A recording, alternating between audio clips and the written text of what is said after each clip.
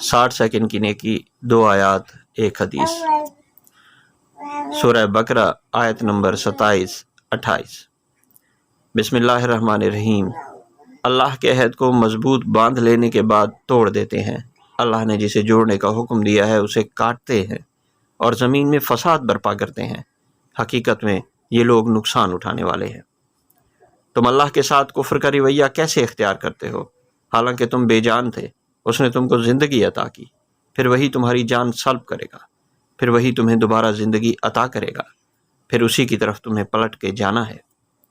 صحیح البخاری کتاب ایمان، حدیث نمبر 27، کیفیت صحیح۔ رسول اللہ صلی اللہ علیہ وآلہ وسلم نے چند لوگوں کو کچھ عطیہ دیا اور سعد وہاں موجود تھے۔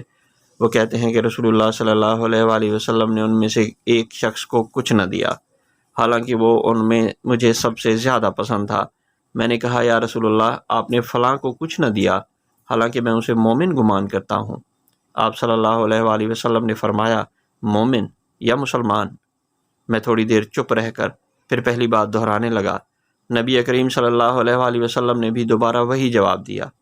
پھر آپ صلی اللہ علیہ وآلہ وسلم نے فرمایا کہ اے سعد، باوجود یہ کہ ایک شخص مجھے زیادہ عزیز ہے، پھر بھی میں اسے نظر انداز کر کے کسی دوسرے کو اس کے خوف کی وجہ سے یہ مال دے دیتا ہوں، اس خوف کی وجہ سے کہ وہ اپنی کمزوری کی وجہ سے اسلام سے پھر جائے اور اللہ اسے آگ میں اوندھا ڈال دے۔